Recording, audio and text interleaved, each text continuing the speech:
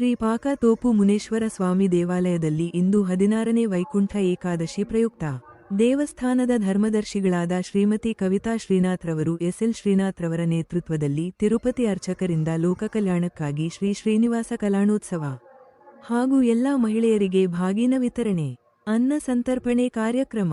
ಇದೇ ಸಂದರ್ಭದಲ್ಲಿ ಮುಖ್ಯ ಅತಿಥಿಗಳಾಗಿ ಮಾನ್ಯ ಸಾರಿಗೆ ಹಾಗೂ ಮುಜರಾಯಿ ಇಲಾಖೆಯ ಸಚಿವರಾದ ಶ್ರೀ ರಾಮಲಿಂಗಾರೆಡ್ಡಿರವರು ಹಾಗೂ ಕರ್ನಾಟಕ ಪ್ರದೇಶ ಮಹಿಳಾ ಕಾಂಗ್ರೆಸ್ ಸಮಿತಿಯ ಅಧ್ಯಕ್ಷರಾದ ಶ್ರೀಮತಿ ಸೌಮ್ಯರೆಡ್ಡಿರವರು ಪಾಲ್ಗೊಂಡು ಶ್ರೀ ಶ್ರೀನಿವಾಸ ಕಲ್ಯಾಣೋತ್ಸವವನ್ನು ನೆರವೇರಿಸಲಿದ್ದಾರೆ.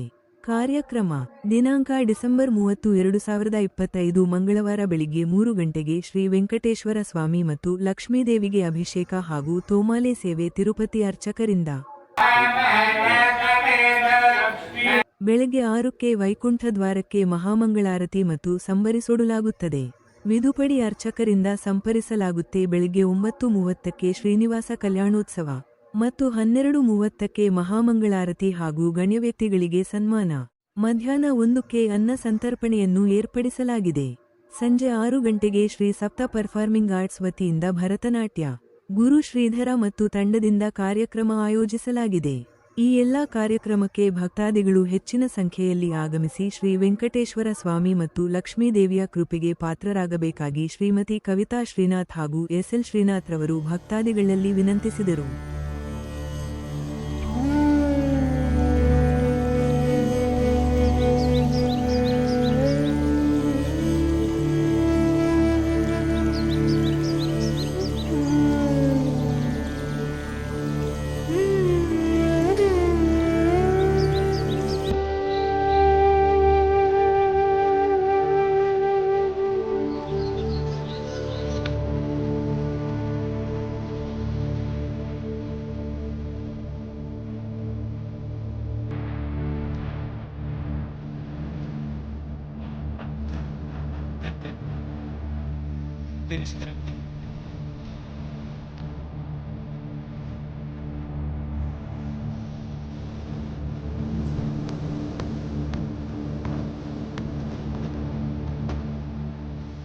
Thanks.